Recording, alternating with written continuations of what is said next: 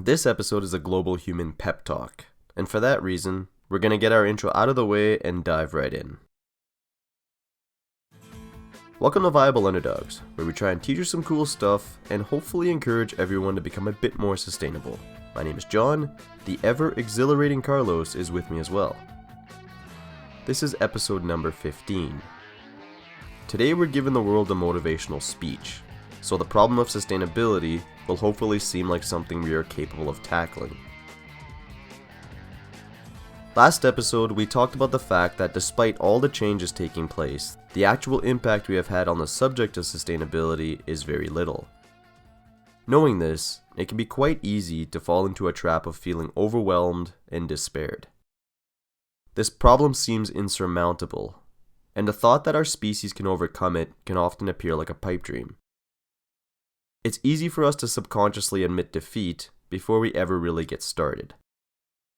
So in this episode, we're going to deliver a motivational speech about our species and hopefully make you fully appreciate the ludicrous things humanity is capable of. Make sure to come back and listen to this one if you start feeling like change can't happen. If you start to feel like we're gonna lose, that we can't come back from the damage we have done to the planet. Before we start, we must forewarn you that in some ways, this might get a little bit cheesy. Motivational speeches oftentimes do. We tend to like cheesiness and dad jokes on this podcast, since they tend to be fairly universal, and this works since we wouldn't want to alienate any listeners with terribly crude jokes I secretly love. We seek to be informative, entertaining, and mostly non-offensive.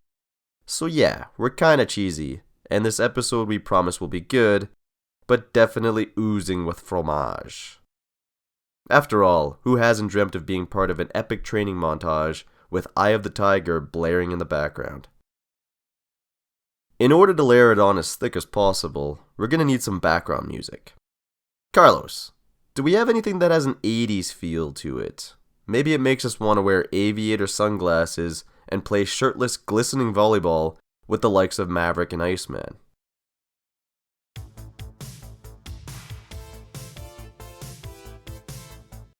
You're a beautiful man, Carlos.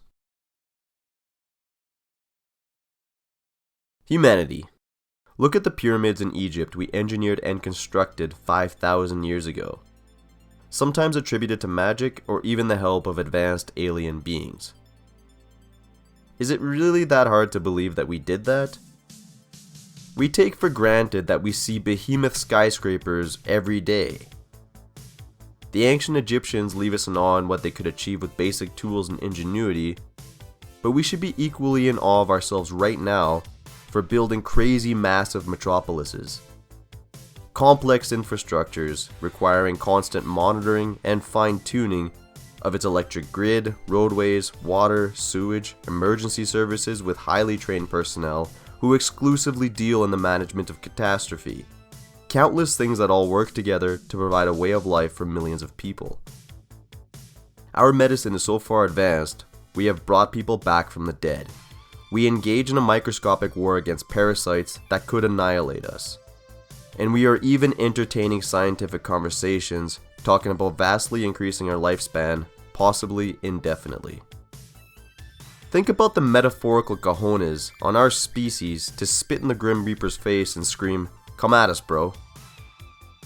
We build massive machines that spread entire city blocks so that we can fire invisible particles together at speeds hundreds of thousands of times faster than bullets for no other reason than to see what happens. We are developing technology capable of reproducing the power of the sun on our very planet. The sun. The scary fireball so powerful that our ancestors used to worship it. When we write stories to entertain ourselves, we have to invent monsters and demons because they're the only thing we can perceive as a credible threat, when in reality, the only credible threat to our existence is ourselves. Not only did we domesticate some of the most vicious animals that would eat us given the chance, but we have befriended some to such a point that we make them part of our families. Humans have been responsible for creating lots of earthquakes. To restate, when we make some mistakes, we end up violently shaking the ground beneath us. We are on the verge of creating artificial intelligent life that we worry will almost instantaneously surpass us. We mess with the fundamentals of genetics to create more superior combinations and modify the basics of life itself. We gazed up at the heavens and decided to land a man on the moon for no better reason than to mark our territory on a celestial object. We are still animals after all. And it's entirely possible that we may see a person land on Mars in our very lifetimes. This is a planet that is so far away from us it looks like another star in the night sky. We build telescopes so powerful that they can see back in time billions of years. We continuously push our own limits to see how fast, how strong, and how smart we can be. We modify our own weather with processes such as cloud seeding. It basically means we create rain. The following is a short list of things that have existed on Earth for thousands of years. These are not new inventions. Agriculture, surgery, sewage and irrigation systems, knowledge and proof that the Earth was round and how far away our moon is. All of these things, thousands of years. We created a radio network so sophisticated we can literally talk to anyone, anywhere on the globe, anytime we want, and this service is practically free. We've created vehicles that allow us not only to exceed the speeds of the fastest animals on Earth, but we can travel faster than the speed of sound. And then we decided that it was beneath us to operate these machines ourselves, and we've begun automating them. We have specialists in everything. Researchers who toil at the cutting edge of science, math, the arts, music, and the study of philosophy, just to name a few. We often praise science and engineering here at Viable Underdogs, but this speech wouldn't sound half as good without the music in the background. Philosophy is where our code of law comes from. We take it for granted that there existed a time that law didn't exist. But we had people sit down there and think this stuff up. Have you ever read a legal document? It's not exactly easy to find a way to write something that can only be interpreted one way. Can you imagine if our laws were written the way text messages were? We would have miscommunications and needless arguments all the time. All of this was determined by us. We did all these things. These are just a tiny fraction of all of humanity's achievements. Look around you every day. No part of our planet or your life is not severely impacted by human ingenuity. Can you imagine living your whole life just hunting and gathering, like our ancient ancestors?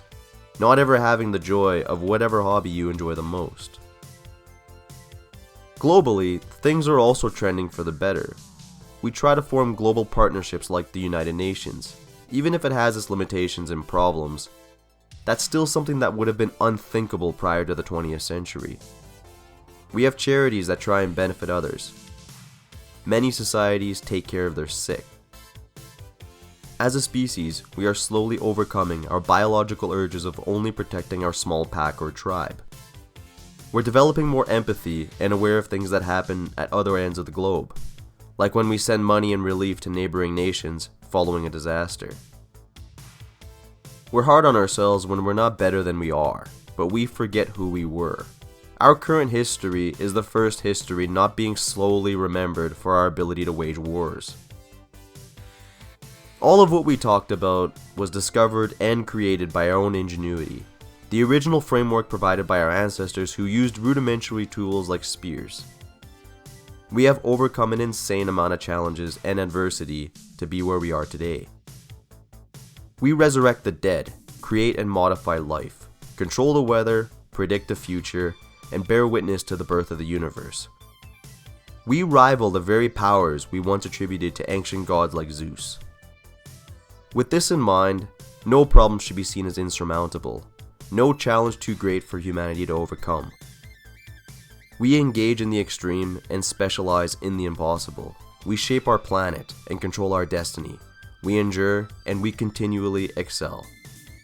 The cosmos is eagerly waiting and anticipating the day that we explore it, to continue questioning it and unraveling its many secrets, until one day we may truly find our place among the stars. We are, after all, the universe's viable underdogs. Did you, see what we did there? Thanks for listening. As always, please share and forward this podcast. The first step towards realistic sustainability is in knowledge and discussion. And this can't happen without everyone's input. Please send any questions, comments, or motivational pep talks to viableunderdogs@gmail.com. Our intro music is composed by Mark Karnowski, the motivational music by Philippe Vasseo, and the music currently playing by Jonathan Atkinson.